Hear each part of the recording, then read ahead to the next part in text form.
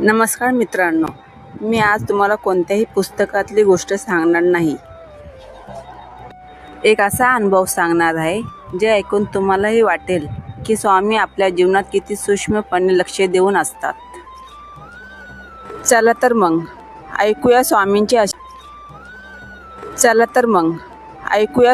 अशीच एक गोष्ट.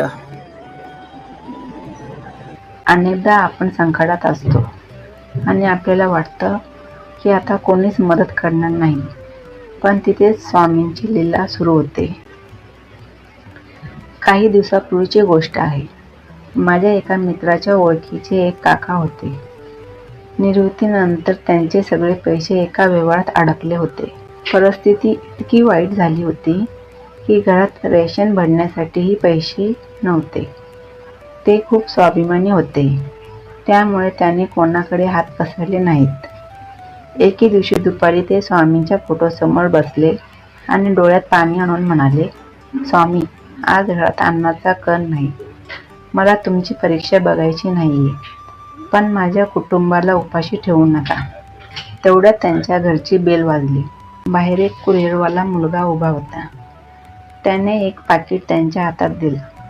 काकांना वाटलं काहीतरी बिल असेल, पण पाकिट उघडलं तर त्यात 5,000 रुपये आणि एक चिठ्ठी होती.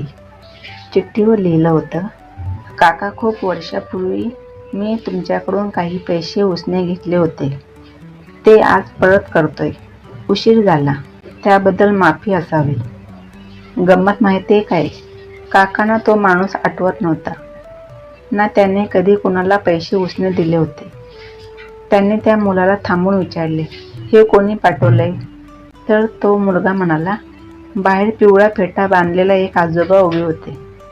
त्याने ते तुमच्याकडे द्यायला सांगितलंय. काका धावत बाहेर आले, पण तिथे कोणीच नव्हतं.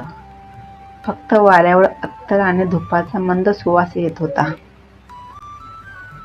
मित्रांनो, स्वामींना तुमच्या परिस्थितीची माहिती असते.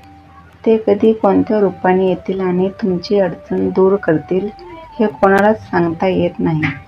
फक्त तुमचा विश्वास डळमळीत होऊ देऊ नका.